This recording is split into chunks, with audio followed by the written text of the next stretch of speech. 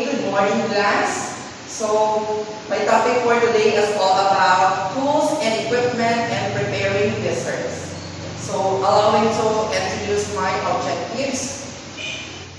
So, at the end of the lesson, students will be able to identify the tools and equipment and preparing desserts, explain the importance of different tools and equipment in preparing desserts, demonstrate the proper use of tools and equipment in preparing desserts. Okay? So, pastry brush. So, it's a small handheld to use for food preparation. So, ang pastry brush daw is ginagamit na ito para mag-prepare ng food. So, number 2 is wooden spoon. Used for cleaning, stirring, and mixing, they are made of hardwood. So, ang wooden spoon daw is ginagamit na ito kapag ang mga ingredients is like cleaning and cleaning.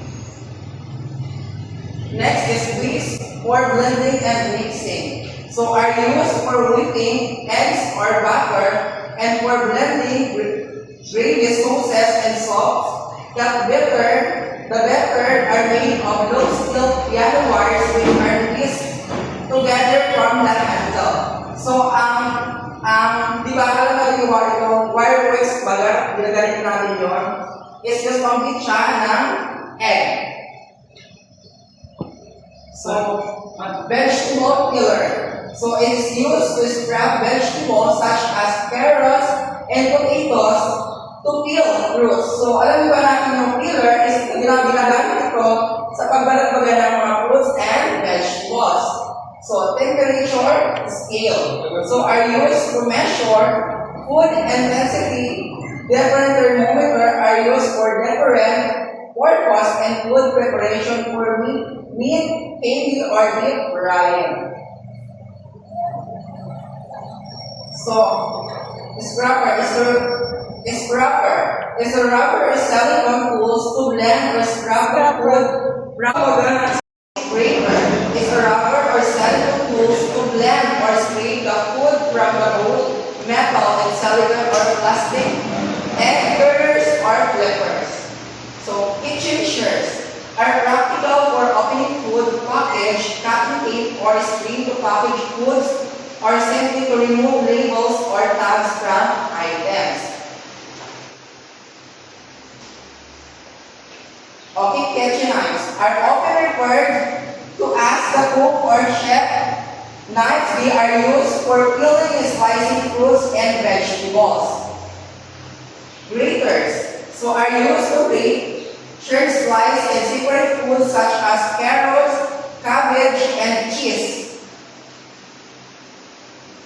Okay, double boiler. So it's used when temperature must be kept below boiling, such as for eggs, sauces, puddings, to keep food warm without overcooking.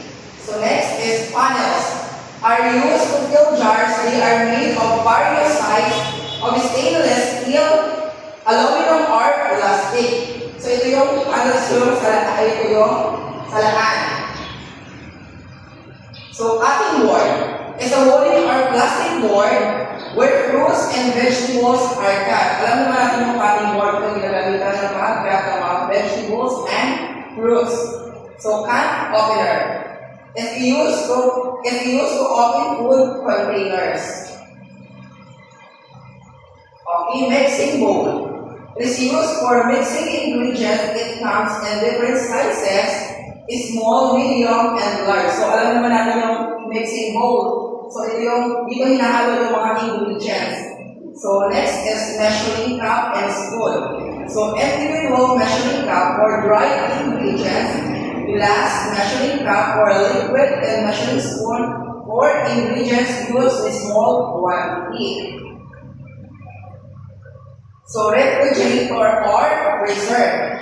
So, are necessary in preventing bacterial infection from food. So, alam naman yung refrigerator or freezer. So, next is heater. It's a kitchen appliance used for cooking food. So blender are used to chop, blend, mix, whip pure grain, and liquefy all kinds of food. A blender is a very useful appliance. So alam naman natin yung blender. So mixer is used for mixing, cleaning, beating, and whipping ingredients. The ultimate mixer for anyone who bake is of course always stand mixer. Okay, thank you.